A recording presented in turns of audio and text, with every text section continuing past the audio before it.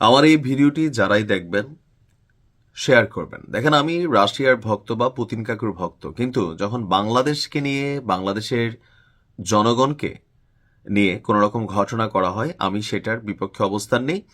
আর এমনি তো আমরা জানি রাশিয়া হচ্ছে একটা মাফিয়া তন্ত্রের দেশ। ওইখানে সারা পৃথিবীর যে নিষিদ্ধ জিনিসগুলা সেখানে কিন্তু এটা সহজে হয়। আসসালামু আলাইকুম, সবাই কেমন আছেন? আশা করি ভালো আছেন। আপনারা সবাই ভিডিওর শুরুতে ভিডিওর কিছু অংশবিশেষ দেখে বুঝতে পেরেছেন ভিডিওটা কতটা গুরুত্বপূর্ণ। তাই আর বেশি কথা না বাড়িয়ে চলুন আমরা মূল আলোচনায় চলে যাচ্ছি। তার আগে সবাইকে রিকোয়েস্ট করব, যারা আমাদের চ্যানেলে নতুন আছেন প্লিজ সবাই সাবস্ক্রাইব করে সাথে থাকুন। চলুন ভিডিওটা দেখি। আমার এই ভিডিওটি যারাই দেখবেন শেয়ার করবেন। দেখেন, আমি রাশিয়ার ভক্ত বা পুতিন কাকুর ভক্ত, কিন্তু যখন বাংলাদেশকে নিয়ে, বাংলাদেশের জনগণকে নিয়ে কোনো রকম ঘটনা করা হয়, আমি সেটার বিপক্ষে অবস্থান নেই।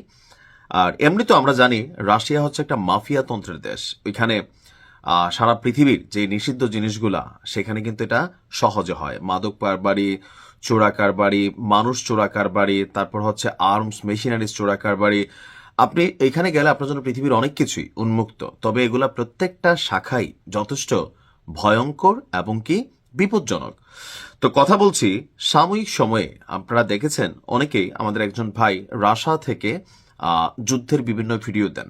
তো তিনি শুধু একজন না, তিনি হয়তো পরিচিতি পেয়েছেন, এরকম অনেকে আছে যে রাশিয়াতে কাজের সন্ধানে গেছে অথবা বিভিন্ন দালাল মারফত ইউরোপ ঢোকার জন্য অনেকে আছে রাশিয়াকে ক্রস করতে হয়। তো যখনই রাশিয়াতে তারা যাচ্ছে, সেখানে গিয়ে নতুন এক ফাঁদে পড়তেছে। টাকার লোভে আমরা সেই ফাঁদকে নিজেরাই স্বেচ্ছায় বরণ করে নিচ্ছি। দেখেন, জীবন থাকলে টাকার প্রয়োজন আছে, জীবনই নাই, আপনি টাকা দিয়ে কি করবেন? অথবা সুস্থ নাই, এ টাকা দিয়ে কি করবেন? কথা বলছি, চাকরির প্রলোভন দেখিয়ে বাংলাদেশি শ্রমিকদের ইউক্রেনের যুদ্ধক্ষেত্রে পাঠাচ্ছে রাশিয়ার একটা টিম। আর বেসামরিক চাকরির মিথ্যা আশ্বাস দিয়ে রাশিয়ায় নিয়ে তাদেরকে ইউক্রেন যুদ্ধে নামানো হচ্ছে। যুদ্ধে যেতে না চাইলে কাউকে করা হচ্ছে মারধর, কাউকে কারাদণ্ড দেওয়া হচ্ছে, কাউকে প্রাণনাশেরও হুমকি দেওয়া হচ্ছে। আন্তর্জাতিক গণমাধ্যম অ্যাসোসিয়েটেড প্রেসের অনুসন্ধানে এই চিত্র উঠে এসেছে। তবে আমরা ফেসবুকে যেসব বাঙালিদেরকে দেখি, তারা কিন্তু সবাই স্বেচ্ছায় হাসি খুশি তারা যুদ্ধের মাঠে যাচ্ছে। আমার কাছে মনে হচ্ছে যে টাকা পয়সা পাচ্ছে, এক মাসে নাকি এত বেতন পায় যে বাংলাদেশে এটা এক বছরে কামাই করা সম্ভব না। তো হয়তোবা যাদের কথা এই গণমাধ্যমের রিপোর্টে আসছে তাদের সাথে হয়তো আমাদের সরাসরি যোগাযোগ হচ্ছে না, তবে যাদেরকে অনলাইনে আমি দেখতেছি তাদের দেখতেছি খুব খুশি। এমনকি পুতিন কাকুর খুবই প্রশংসা করে, রাশিয়া সেনাবাহিনীরও তারা খুব প্রশংসা করে। তো এভাবে কতজন বাংলাদেশি আসলে এই ধরনের ঘটনার ভিকটিম হয়েছেন? বলা হচ্ছে যে শতাধিক বাংলাদেশিকে এরকম ঘটনার ভিকটিম হতে হয়েছে। এপি বলছে যে শুধুমাত্র বাংলাদেশ না, ভারত, নেপাল, আফ্রিকা, দক্ষিণ এশিয়ার বিভিন্ন দেশের নাগরিকদেরকে আপনার এভাবে নেওয়া হচ্ছে।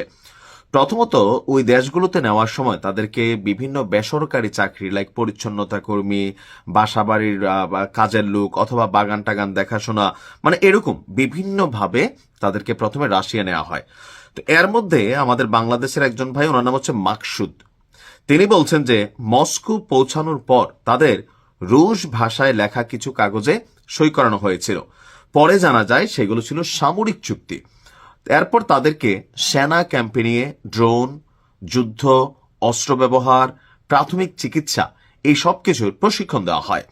তো এক পর্যায়ে সেখানে থাকা কয়েকজন বাংলাদেশিরা আপত্তি জানালে রাশিয়ার কর্মকর্তারা বলে, তোমাদের এজেন্টই তোমাদেরকে এখানে পাঠিয়েছে, আমরা তোমাদের কিনেছি। অর্থাৎ বাংলাদেশ থেকে যে চক্রটা রাশিয়াতে বাংলাদেশের মানুষগুলোকে পাঠায়, তারা কিন্তু জানে যে এই ভাইগুলো গিয়ে সেখানে রাশিয়াতে যুদ্ধ করতে হবে। দ্যাট মিনস ওইখানে যাওয়ার পর তার আপনার হাতে কোনো অপশন নাই, পালানোর সুযোগ নাই, না করার কোনো সুযোগ নাই।